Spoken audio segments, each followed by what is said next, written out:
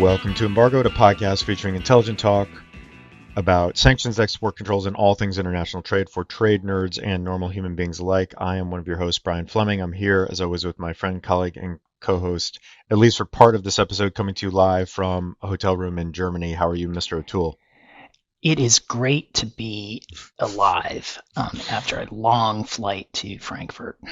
Tim is here, spry and sleep deprived, ready to give some hot takes on new developments that just came in over the weekend.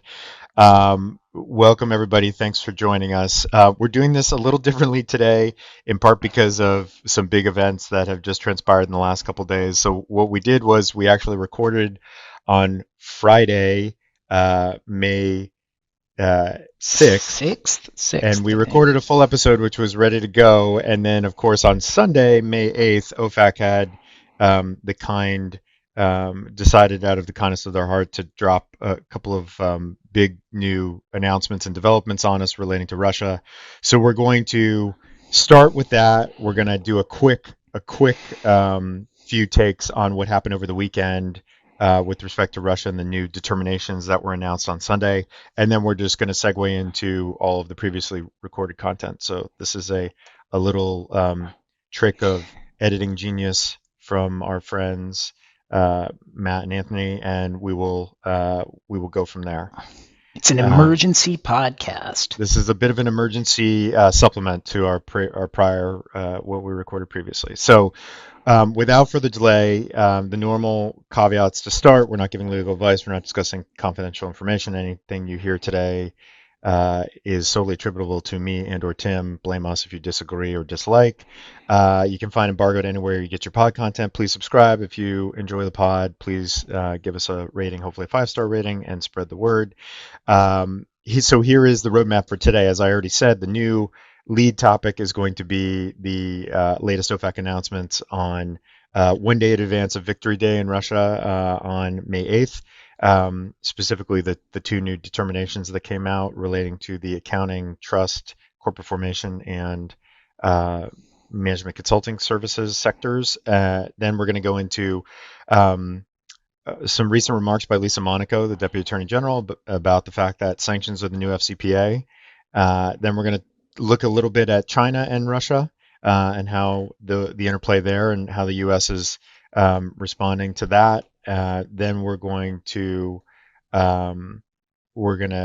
go to the new Russia-Ukraine or Ukraine-Russia related sanctions regulations, which were just released or re-released, amended and expanded. We'll talk about that briefly. And then the lightning round, we're going to probably wrap up for all time our discussion of Virgil Griffith's case by talking about the indictments announced against his two co-conspirators, and finally bring it home with a quick bit on Nicaragua and a tiny bit on Venezuela as well. So with that, let's jump right in. So the new topic number one, over the weekend, as I said, a day in advance of Victory Day in Russia, OFAC made a major announcement. So there was a long list of designations announced on Sunday, middle of the day Sunday. This is not when we're typically have our radar up looking for big new OFAC announcements, but be that as it may, this is the way it played out over the weekend.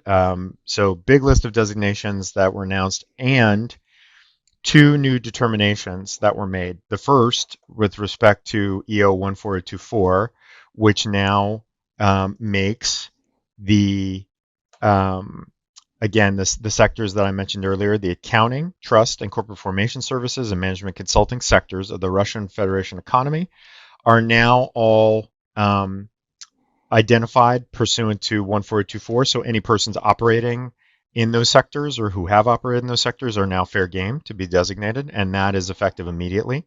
So that was number one. But point number two, the related point, which quite frankly is, I think, the bigger point for those of us here in the U.S., under Executive Order 14071, which we teased this when we discussed it the last time, that we were very eager to see what services were going to be targeted first by the U.S., and now we know.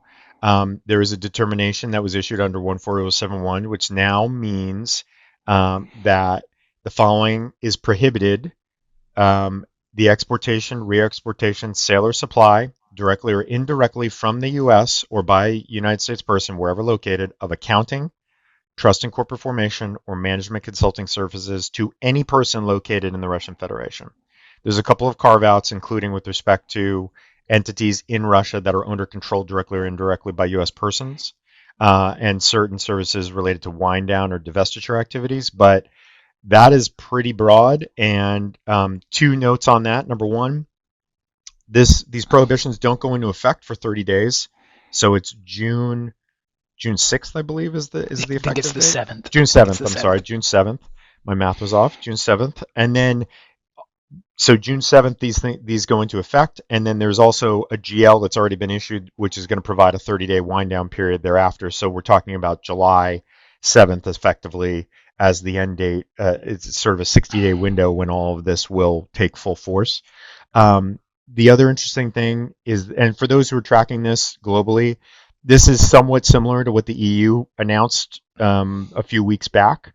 It's a little different, but in the same vein as what the EU announced and has also been adopted, I know, in Switzerland. And so, but OFAC has given some guidance, hopefully, along with this in the form of some FAQs. And what is clear from the FAQs, if you look at the definition, and I'm not going to read this, but if you look at the definition of accounting services, trust and corporate formation services, management consulting services, these categories are pretty broad. They are quite broad, and they're also clear that the guidance is also clear that these apply to all U.S. persons. So it's not just persons who are sort of in those specific niche areas or defined areas, accountants or trust services companies or management consulting companies, what have you. Lawyers, for example, I'm certain are going to be impacted by this, and a number of other folks who are doing work relating to Russia in these areas. And obviously, the idea here, the theory behind this is that these services are essential to the so-called oligarchs and other sanctioned Russian parties, and Putin cronies and et cetera, of sort of hiding and growing their assets in plain sight with the help of U.S. persons. And so this is designed to cut that off, obviously. And so again, this is going to be a pretty big deal. And I think implementation and navigating this and how people sort of step away from all of this is going to be complicated in the next 60 days. So let me just pause there and let me throw it over to you, Mr. O'Toole. What are your having, not even 48 hours to think about this, being having the benefit of being delirious after an overnight flight, perhaps that has rattled around some strands of genius in your brain. What are your new thoughts on this today? Well, first, these thoughts are given in the spirit of NATO cooperation, since I am in a fellow NATO country overseas, and that is, one of the themes of the entire new Russian harmful foreign activities program is that everything is coordinated, and this was coordinated. I mean, as you pointed out, Brian, I mean, these are categories of services that the EU has already gone after. I guess my biggest, and I guess my second point is, we did not predict this. I think when we often do predict things before they happen. This one we did not predict at all. I think we took a stab at predicting which services would be first. These were not on our list. And so that's really my question, and I don't really have a real answer to it, is why these first. I assume that, and again, I don't have an answer, but I'm still going to give an opinion.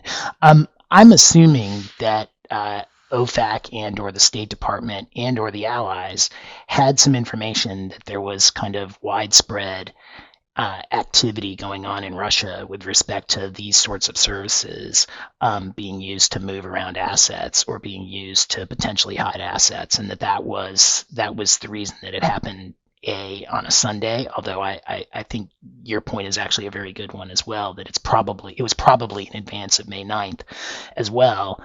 But I think the fact that it happened on a Sunday, I mean, we don't often see OFAC programs or determinations come out on a Sunday with respect to this sort of thing. And so I'm assuming that there was some sort of emergency going on, that they felt there was an emergency with respect to these services and that they had to shut them down immediately. But having said that, if you have to shut them down immediately, then why do you give a 60-day period to essentially let them wind down? So that could be completely wrong, but if it is wrong, then I have no real answer to the question of why these first and why on a Sunday. Yeah, I mean, I do think that I do think that sort of we say this a lot, that there's sort of a marketing angle to the way these things get rolled out, right? You're kind of getting more bang for your buck if you announce something on an anniversary or whatever the case may be. And so I do think this is all calibrated, or was kind of I think the designation package was ready to go because it was sort of, military focused, and targeted to May 9th. And then this is I think a convenient add-on, which quite frankly hasn't, at least in the broader press, hasn't seemed to get a ton of attention yet. I mean, I know in the trade nerd community, this is stirring up a lot of discussion, but certainly in the broader press, I don't think this was sort of the final bit of the press release, was talking about this, sweeping new action. But I think, it's probably not abundantly clear to people what this might mean in practice. So over the course of the next 60 days, we will see. I agree that I think it became, in the way that we have seen more activity out of what you're going to talk about this in a moment, with the sanctions of the new FCPA, with the klepto capture task force and the repo task force and some of these other efforts around the globe to hunt and seize ill-gotten gains, or at least alleged ill-gotten gains of these various sanctioned parties that are affiliated with the Russian Federation or the Russian government. This is sort of a piece with that, I think. And so it does, in some ways, it does make sense that this is maybe the natural extension, and perhaps we should have known better, since our friends in Europe had taken this step initially, that maybe the U.S. would take this step as well. Although it's just more well known and well understood that these are perhaps services that are more heavily relied upon by Russian nationals and by these types of again, so-called oligarchs in certain European countries. That's not to say that it doesn't happen here, but that's why we had our money on the energy sector, or sort of more broadly speaking, I guess, the financial services sector, as opposed to sort of this, which is somewhat a subset of the financial services sector, I guess you could argue, but it's not exactly. So in all events, I think it's an interesting sort of first salvo with the services prohibitions under 14071, and yeah, this will be interesting, because I mean, this is fairly unprecedented in terms of the type of sanction that is about to go into effect here, and the type of prohibitions that are now going to apply to U.S. persons, and are going to apply. They have not yet.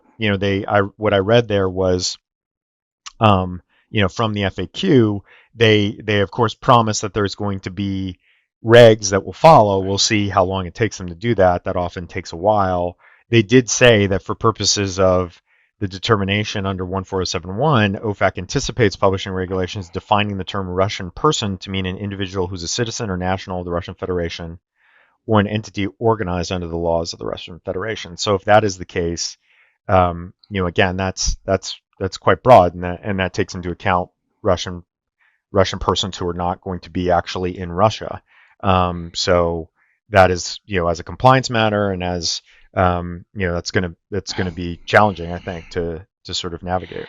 Yeah, I mean, that's in line with the reporting that this was targeted at the oligarchs, and so the fact that that person in the Russian Federation is going to include persons who are not actually in the Russian Federation is not surprising from that. I mean, I'm still trying to figure out exactly what's going on here, though, because on the one hand, the new sanctions on export, or the export sanctions or export controls, whatever you want to call them, they really do go much more broadly than hiding assets, right? I mean, they take out accounting, management, consulting services, and trust services from the entire.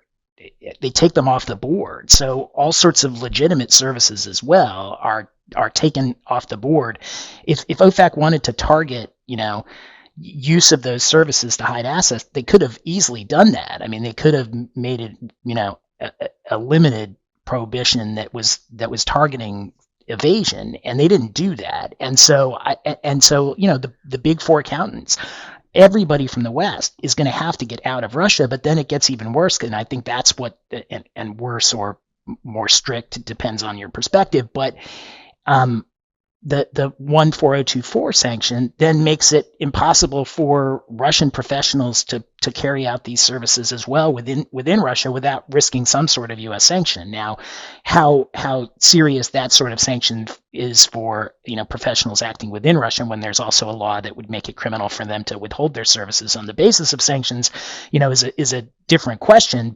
But basically, what these sanctions have tried to do is shut down that entire sector of professional services in Russia, and certainly force anybody with a U.S. nexus to get out of Russia. And even within Russia, you've still got some U.S. sanctions risk if you continue to provide those services. It's really a huge kind of attack on those services, both inside and outside of Russia. And I'm just wondering why that is. We've never seen it. At least I don't remember it in any other program. One sort of maybe final interesting point that you just came to mind as you were talking about 14024 and the new determination there.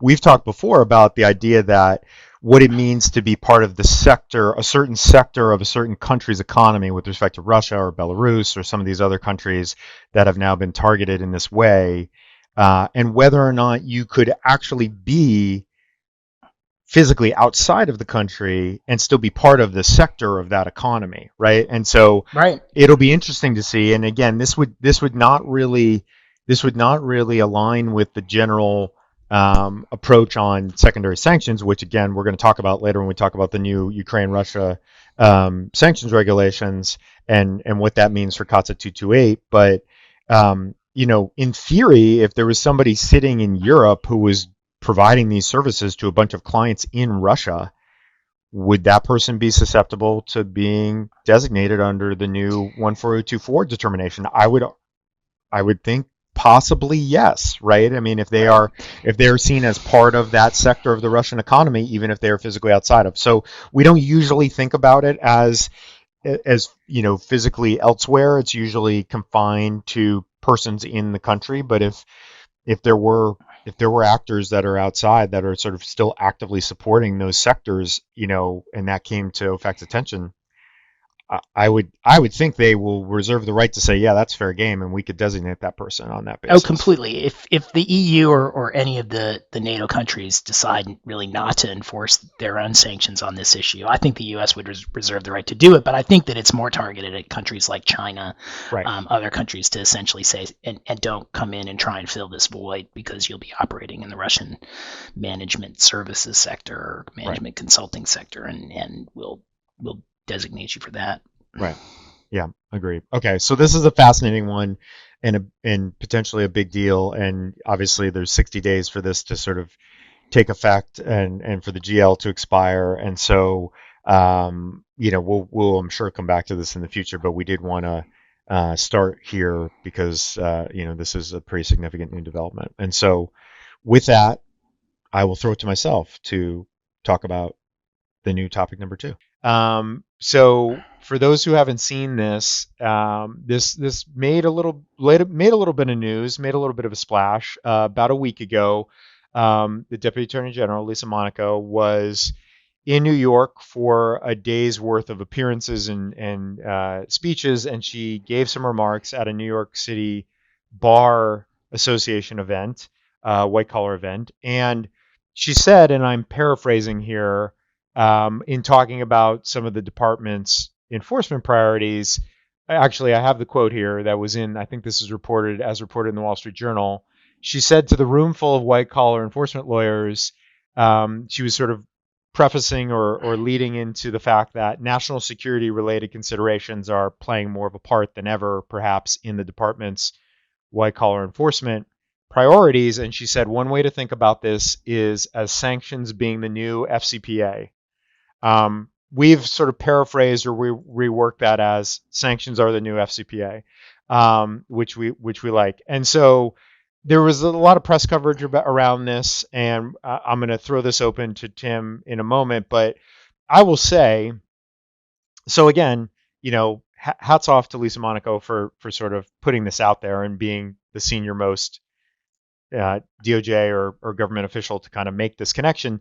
This has certainly been a tagline or a pitch line or kind of a summation, I think, of the trend for quite some time. I've certainly uttered this. I'm certainly not going to take credit for this.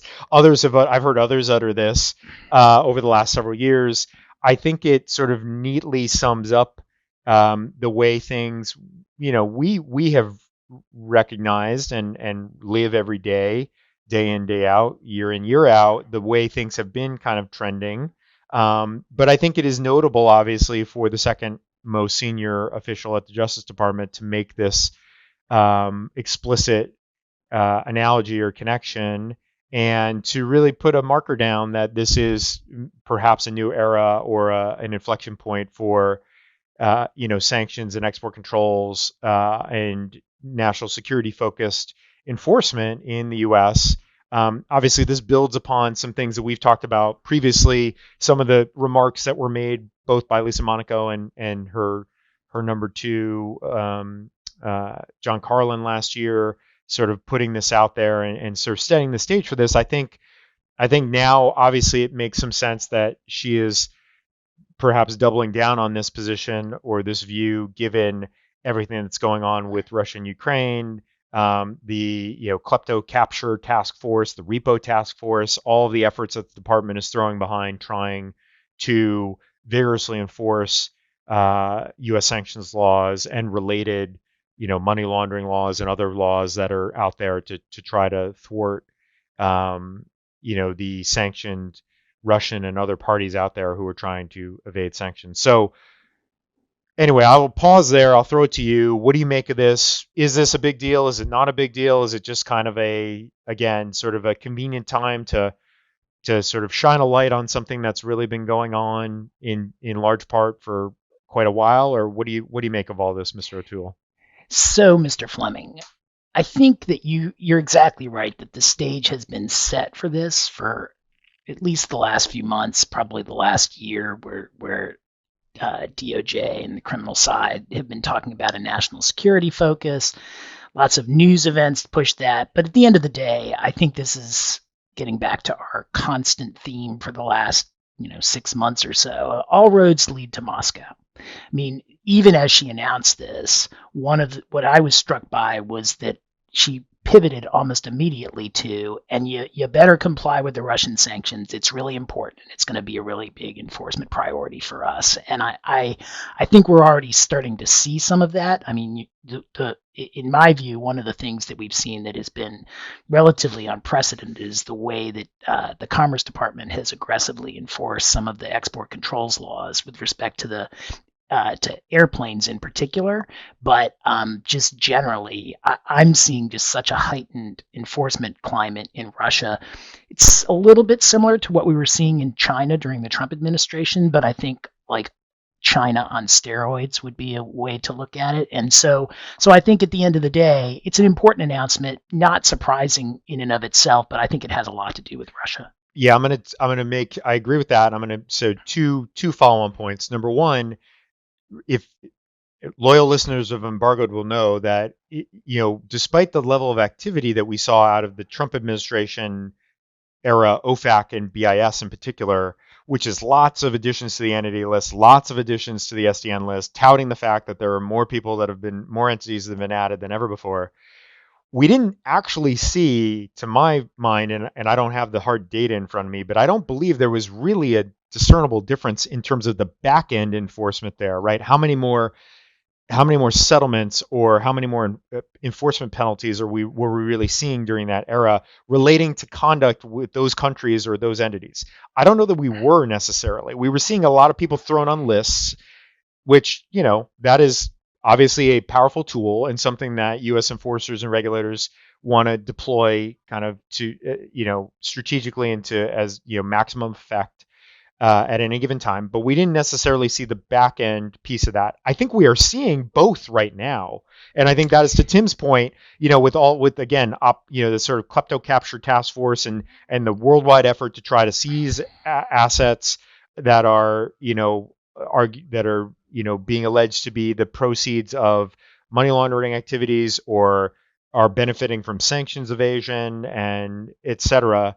I do think we are seeing a little bit of a squeeze now from from multiple directions in a way that we haven't before. So I do think that that's one notable thing. The other thing that I would say is, if you look at the DOJ summary of Lisa Monaco's remarks, which is the readout of Dag Monaco's trip to New York, they make special care to summarize her remarks and then say she stressed that it's critically important for financial institutions and international corporations alike to pay close attention to the Russia sanctions. To build on what Tim said, that doesn't get into the readout unless that is a critically important sort of talking point and enforcement priority for for the DOJ writ large, for the criminal division, for national security division. So I do think, and I mean, to people who follow this all the time, that's kind of a painfully obvious thing that we would hope not too many people out there who are in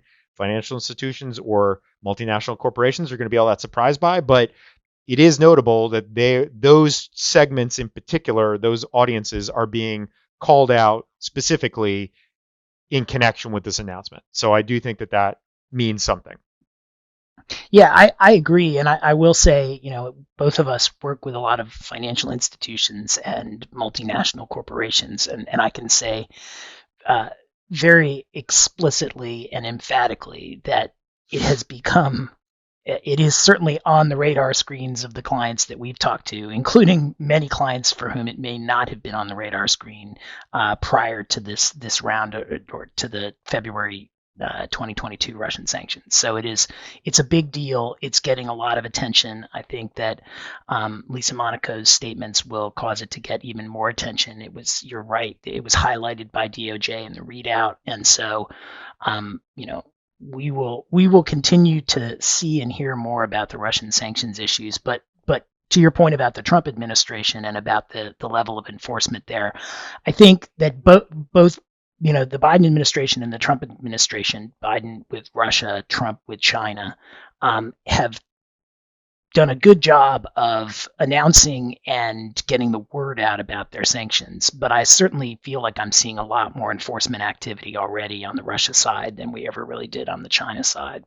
And setting aside some of the crazy enforcement actions that got overturned in court at the end of the Trump administration, there was a lot of enforcement type activity where, the Trump administration was trying to essentially force a sale of TikTok and pocket some of the proceeds. But apart from that, you didn't see a lot of kind of traditional enforcement activity where you've got agents out on the ground trying to enforce these laws. And here we're already seeing quite a bit of that.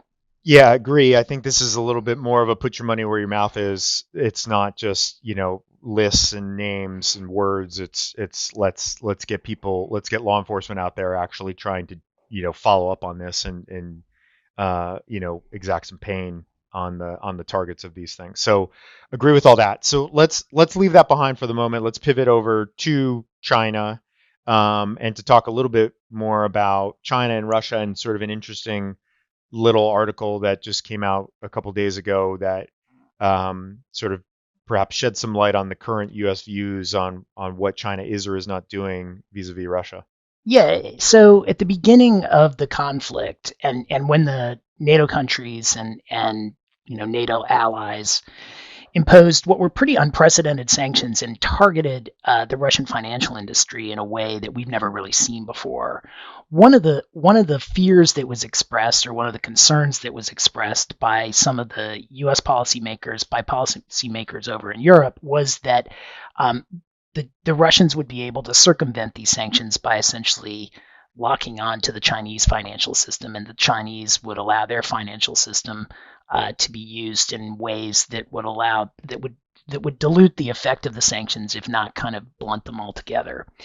And at the beginning of the conflict, we started to see some signs of this, but more recently, uh, they really haven't been apparent. China's support for the war seems to have diminished, at least from outsiders. And then on May 3rd, Reuters did an article quoting members of the U.S. government, anonymously mostly, but still talking about how those fears have not really come to pass. And in fact, China abstained from the UN resolutions condemning Russia.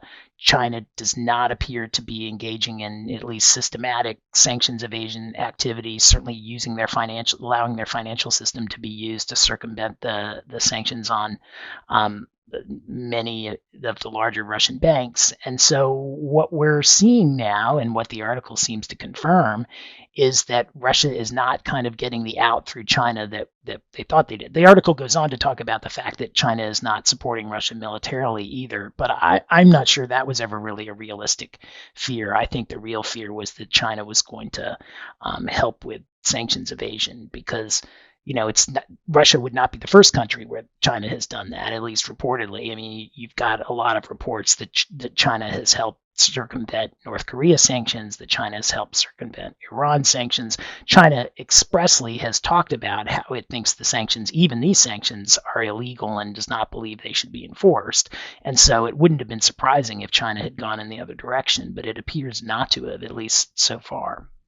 Right. So a couple of quick follow-on observations there. I think it's the abstaining from the UN vote was characterized in the article as a win, and I would say though that the article goes on to note, and anybody who's tracking this will know this, that the rhetoric coming out of China and China state-run media is still largely parroting what Moscow is saying about the war, and it's not exactly, there's not much divergence there. So I think the idea that there's still some alignment, if not as much, perhaps, explicit support is I think a fair characterization at this point.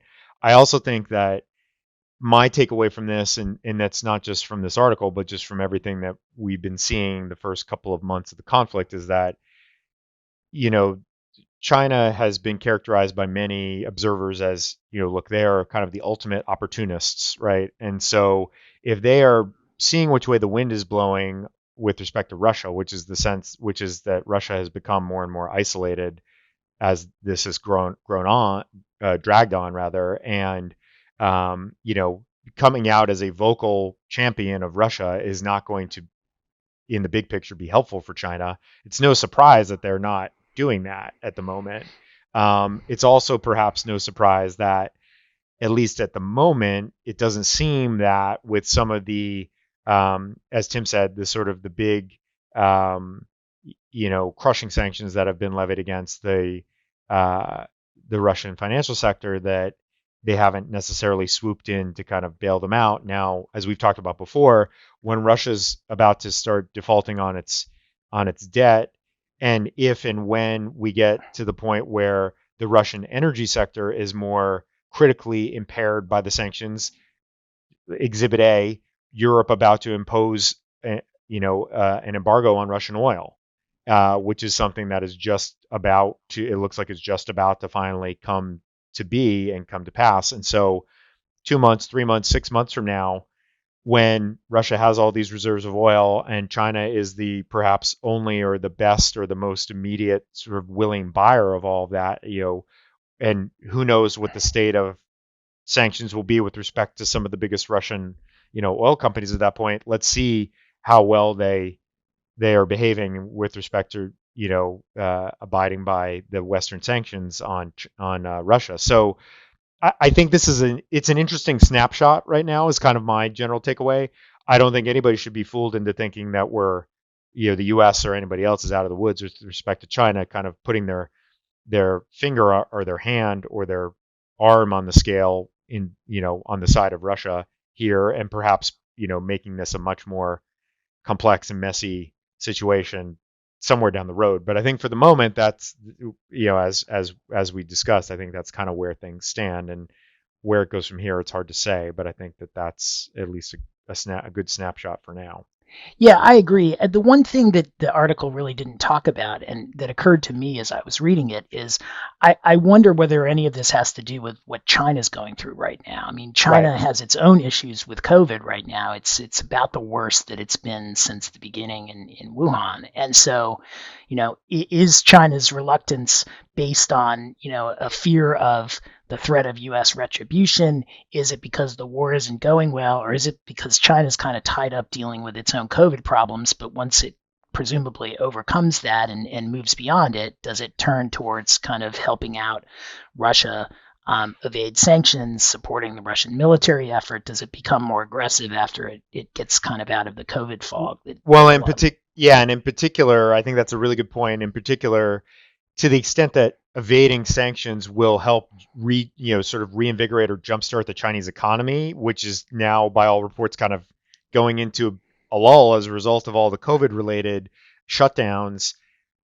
I think we have to presume that they are going to act in whatever they believe is their economic self-interest, and if they think that that is the way out, then that's probably what they will do, and then we may be crosswise with China before too long if that is in fact the way things play out. But we will see. Again, I think this is an interesting snapshot for the moment.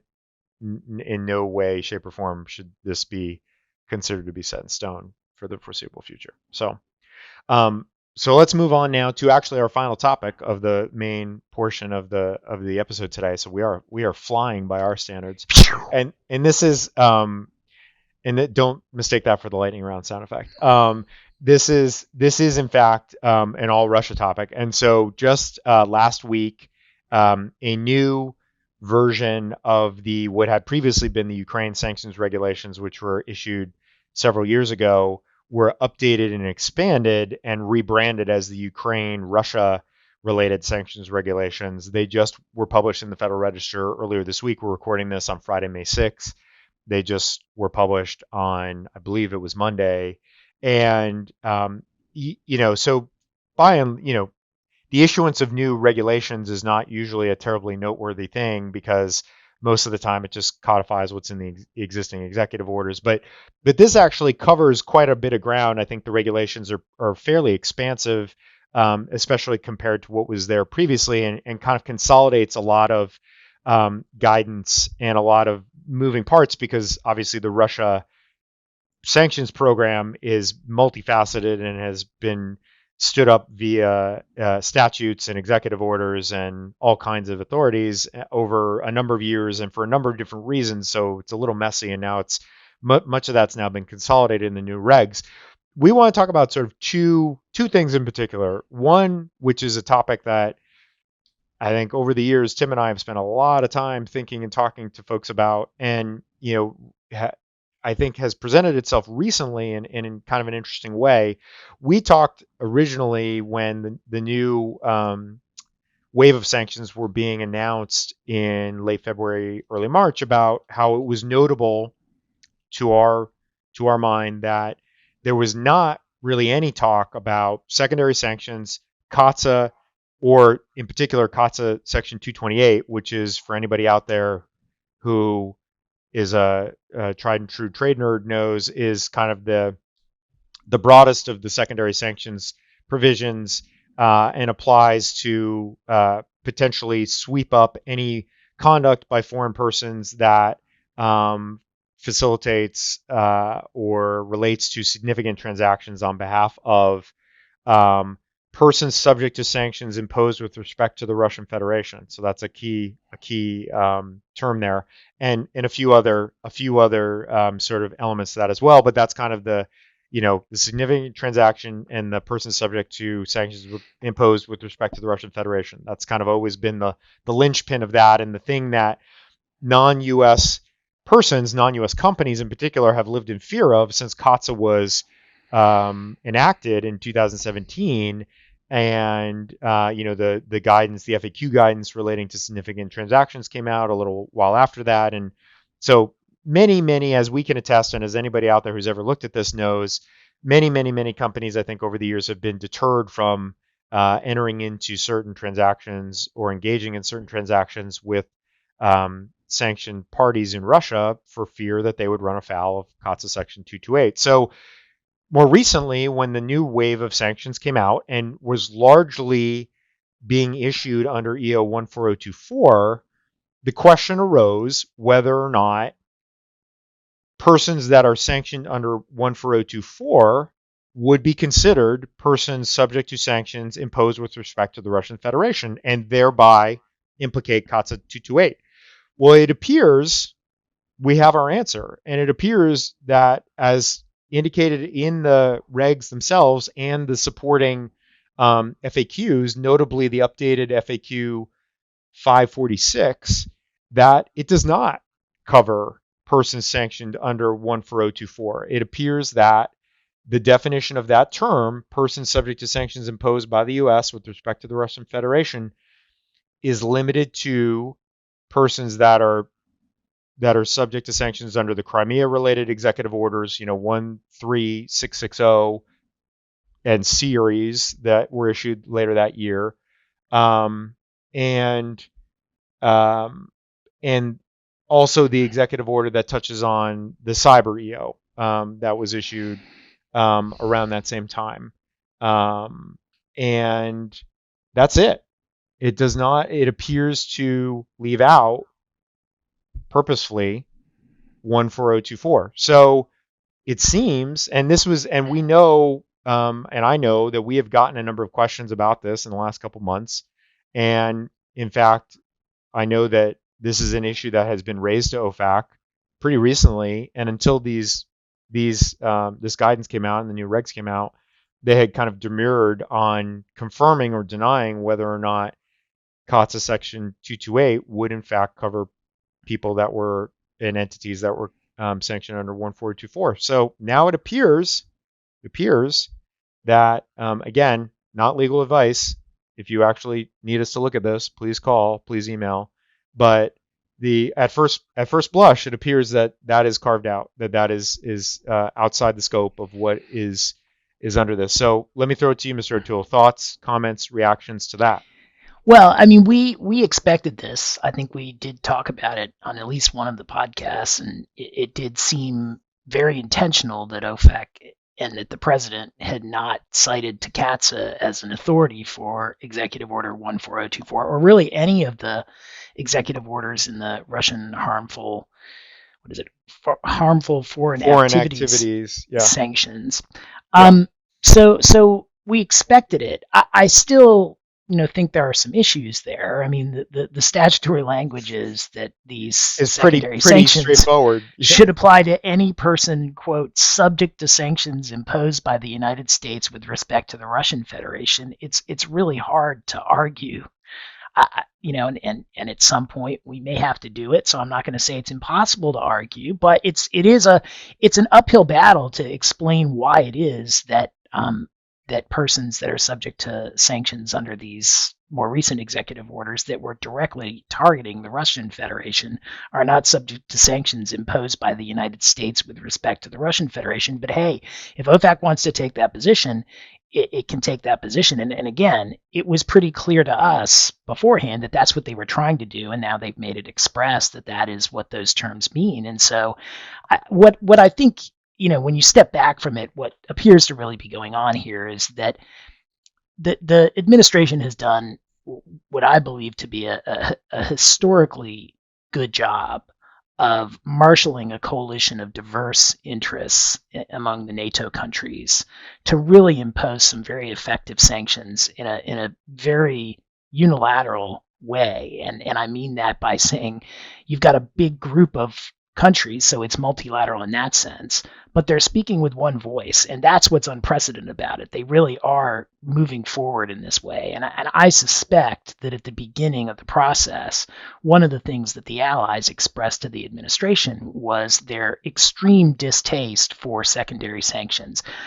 Europe hates secondary sanctions, and understandably so. They are sanctions that are applied to situations where the U.S. admittedly has no jurisdiction. They're non-U.S. transactions, and European sanctions have traditionally been focused entirely on conduct over which Europe does have jurisdiction. And so essentially the stay in your lane policy was adopted at the beginning of this. that is very tricky given the language of CATSA that does say that the secondary sanctions apply in the circumstances that we both just read. But I think that was part of the bargain, and I think the administration is adhering to its bargain, and I think it's a good bargain. I think it's just difficult to reconcile with CATSA.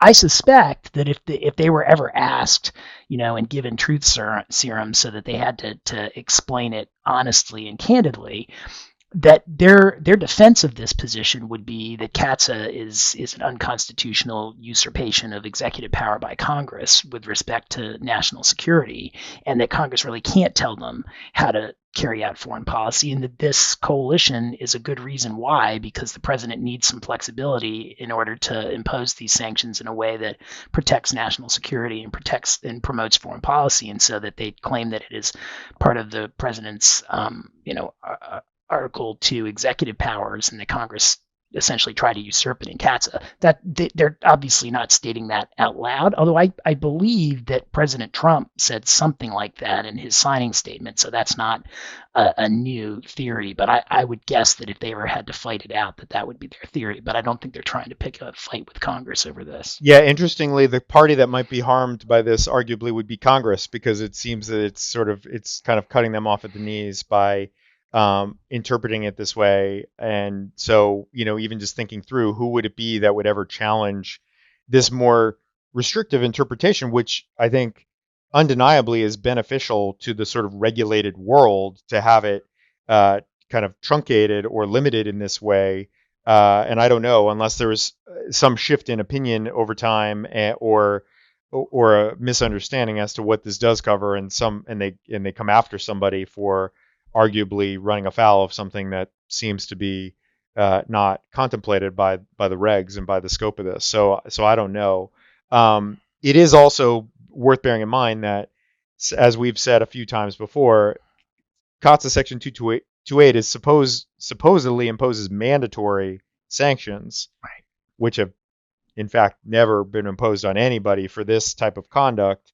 And so the idea of mandatory sanctions being limited in this way, when at the end of the day, the president and Treasury have a lot of discretion to who it is they identify to be targeted by those mandatory sanctions, is another sort of interesting academic exercise in its own right. But in any event, I think it's an interesting, and honestly, I don't know that I've seen much said or written about this yet. It's only been a few days, so. I'm not sure if the world was kind of already on, held our view that it probably didn't extend to 14024 based on the signaling, or if, as Tim has said, it's just not at the moment a very big practical problem, because the U.S. is clearly signaling, I think, that they're not looking to enforce or go after, in particular, companies who are headquartered in allied countries for this type of conduct, because they're trusting that allies are kind of taking care of their own houses, so to speak, with respect to this type of thing.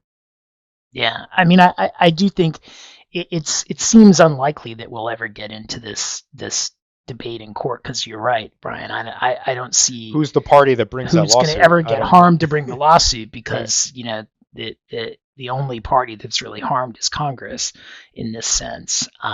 But even there, it's hard to argue that Congress is harmed, because Right. it seems to be a core executive branch power to execute the laws, to enforce the laws, and here the executive is determining how it is that they're going to enforce the laws, despite the statutory language that tells them what they have to do in the enforcement context. It's still the executive discretion is kind of it appears to be winning out, and not surprised over that. Right.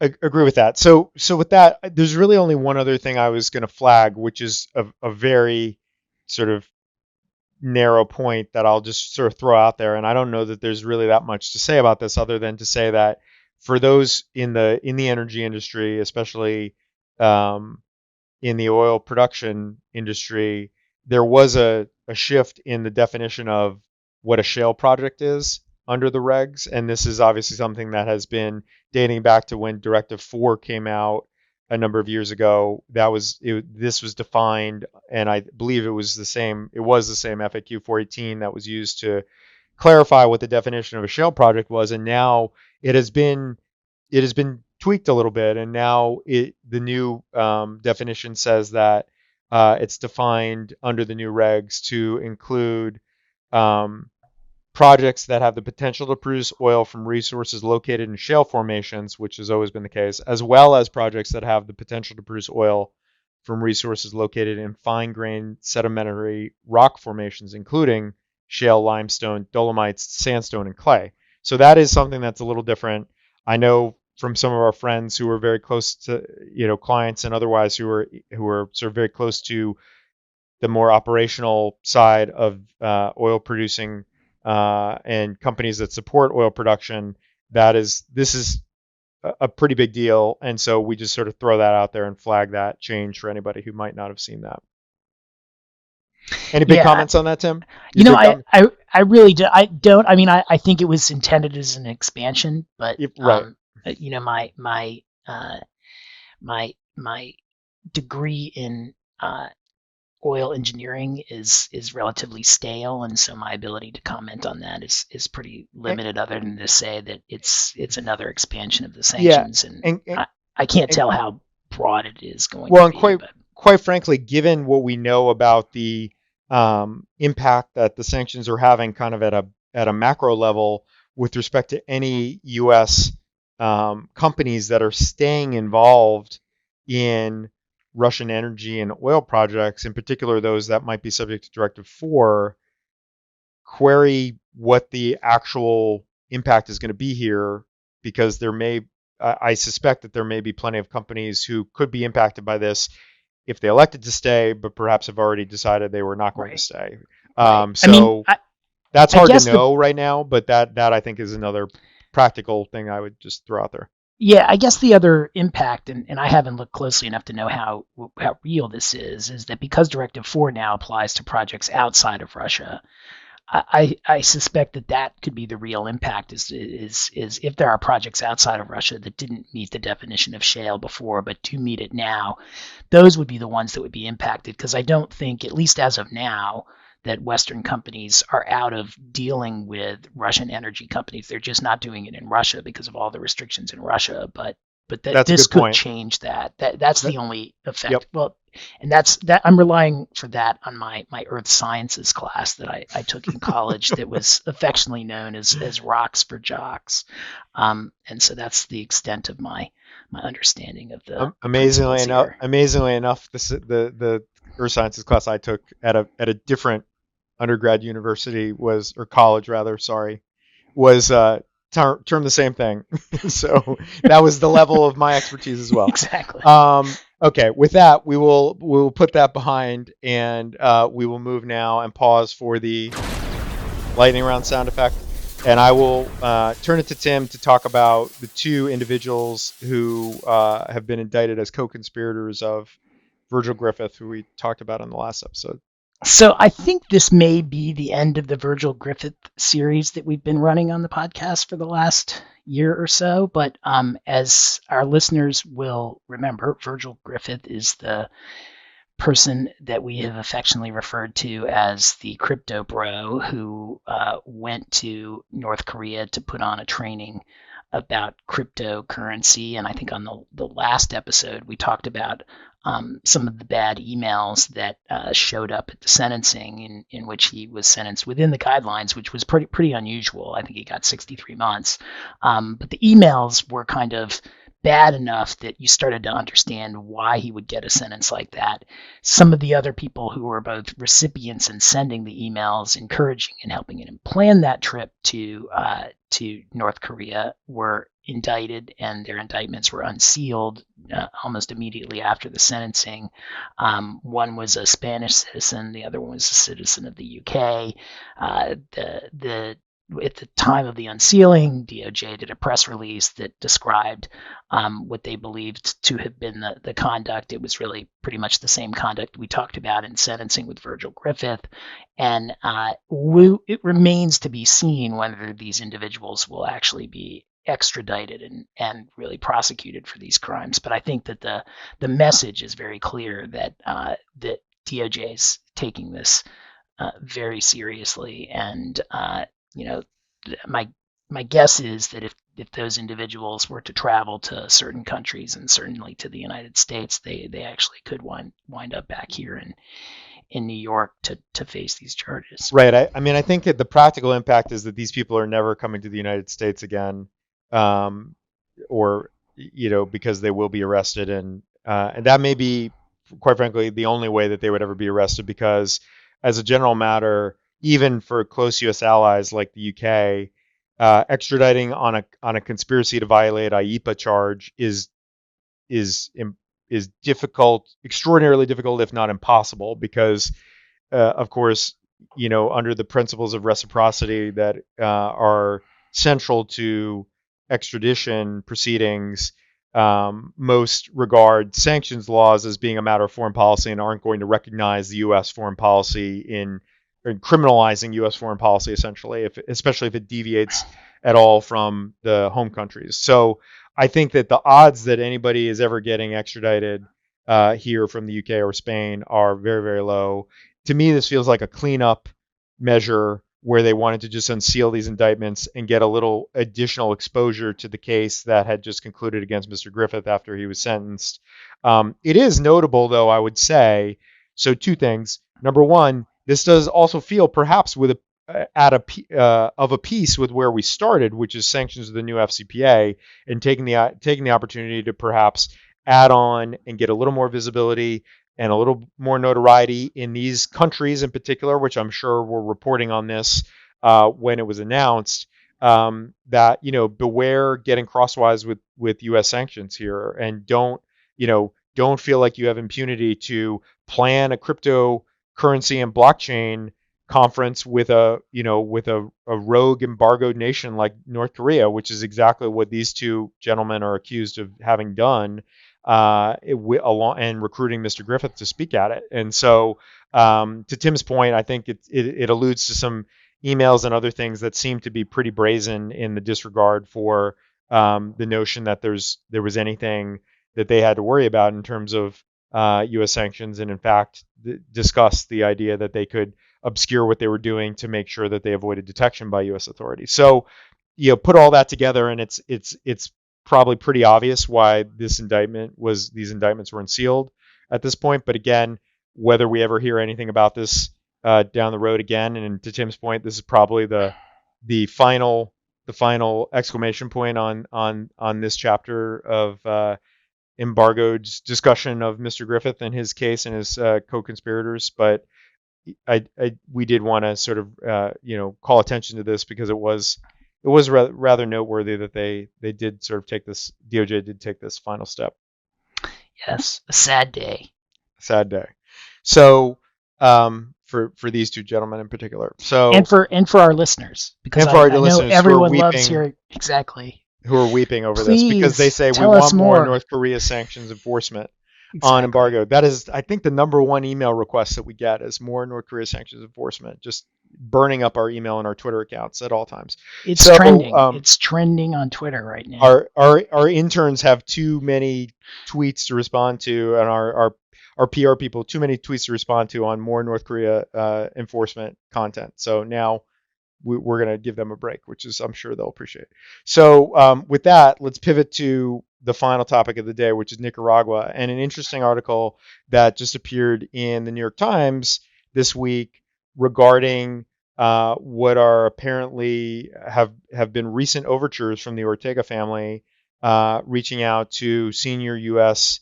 administration officials, inquiring as to whether there might be a deal to be struck to get some sanctions relief. Both, I think, probably, I don't want to get the order wrong. I think first for the family itself, which appears to be suffering under the sanctions, and second for the country of Nicaragua as a general matter. In light of the fact, it appears that one of the country's obviously primary backers, allies, benefactors has been Russia. And I think they are now at the point of perhaps writing off Russia as being able to be much help to them in the near term, given the state of Russia's withering economy and the increasing sanctions in the war. And so apparently, again, the favored son of the Nicaraguan president apparently reached out. There was supposed to be perhaps a meeting that was to take place, which doesn't appear to have happened. But in any event, it seems that many insiders and observers, including some who were still part of the inner circle in Nicaragua until very recently, said, have confirmed, yes, the family is really suffering under the U.S. sanctions. The country is really suffering under U.S. sanctions. There is growing unrest both within the government and in the country that might perhaps move the needle on the regime's willingness to deal with the U.S. Perhaps what has been reported is perhaps they would be willing to release political prisoners and to address some of the more egregious human rights abuses that they have engaged in, and that has been a centerpiece of the U.S. sanctions since they were imposed a couple of years ago. And so an interesting wrinkle, I think, along with the idea, this also mentioned in the article, that, and this has been reported elsewhere, that the U.S. has been in discussions with Nicaragua, and in particular, perhaps with the Maduro inner circle, about a similar topic, about some perhaps entertaining sanctions relief, and not surprisingly, with the increased strains on the global oil supply, Venezuela would seem to be obviously perhaps an elegant solution to that, if there could be some common ground reached as to how that would be structured and what the relief would look like and what would be garnered in return for the U.S. on the U.S. side. So anyway, a topic we haven't touched on recently, and an interesting intersection of many of our favorite topics. So we wanted to close with that today, and so I throw it to you, Mr. O'Toole, for your thoughts. Three quick, hopefully quick points. I mean, first is, when my daughter was much younger, she was a very little kid, one of the things she used to say whenever she wasn't getting her way was that, "You're not honoring my priorities." And I just pictured Laureano Ortega kind of going to the U.S. government and essentially throwing that kind of fit in saying that, because I think that at least was the image that I was left with when I read that story. Because I think that the truth is that the sanctions are now hitting the Ortega family hard, so they actually care about them. Whatever happened to the economy in Nicaragua, I doubt was going to have much. And their grip on power may be growing more tenuous as a result, which is why they want to do this. Yeah. Right. They want us to honor their priorities. But second, I mean, this is another all roads lead to Moscow type story, because their biggest benefactor was Russia, and Russia is having a hard time paying its own bills right now, and it's certainly not looking to pay Nicaragua's bills, I suspect. And so Nicaragua needs to look elsewhere. One place that it would have looked, I think, previously, and has looked in the past, has been Venezuela, but Venezuela is having its own issues. But at the same time, Venezuela is in discussions, at least as I understand it, and I think we've talked about this before on the podcast. It's in discussions with the U.S., reportedly in discussions with the U.S., to lift the sanctions in exchange for some sort of deal with the Maduro government. It sounds like from the article that there may be a grand bargain that's being worked on, in part because Nicaragua can't turn to Venezuela. It might be, wrap itself into the Venezuela, whatever deal is going on there, to lift sanctions in exchange for some sort of better changed behavior. So those are the three thoughts that I had when I read that. We'll see if that pans out, but just the biggest thing that I've left with was kind of the... Yeah, no, good points. And I think I will end on this, which is, interestingly, there was a picture in the article of young Mr. Ortega in China with a senior Chinese official not that long ago. And so obviously China, another sort of lurking benefactor for Nicaragua, and closer ties certainly are trying to be built there, I think, by the Nicaraguan government. Interestingly, that was in connection with Nicaragua's decision to not recognize the independence of Taiwan any longer, and to sort of kowtow to China's wishes there and curry favor in exchange for further support from China's government in Nicaragua. But it does not seem at the moment that is going to be enough to sort of salvage what seems to be a spiraling situation there economically and otherwise. And so agree that perhaps we will certainly be keeping an eye on this, and if there is some grand bargain to be struck, and if it wraps in Venezuela and Nicaragua together, that would truly be fascinating. Who knows if that is really achievable at the moment, but just again, all roads do lead back to Moscow in some ways these days. But I think we wanted to end on a slightly different note, because quite frankly, we spend too much time talking about Russia, and we would like to talk about just about anything else at this point. So, well, we're talking about roads outside of Russia. True. That's true. Back there. That's true. And so with that, I think that's all we have for today. I think we are going to come in comfortably under the hour mark. So a successful episode from that standpoint. We will be back, I think, at the end of the month. So this will be up sometime next week, probably middle of the week, around May 10th, 11th. We will be back toward the end of the month, probably just before Memorial Day in the States here, for another episode. Until we do, I hope everybody stays safe and stays sanctions free. Stay sanctions free, everybody. Looking forward to seeing my friends in Germany next week, and probably when the pod comes out. So see you Exactly. Then. All right. Bye, everyone. Bye.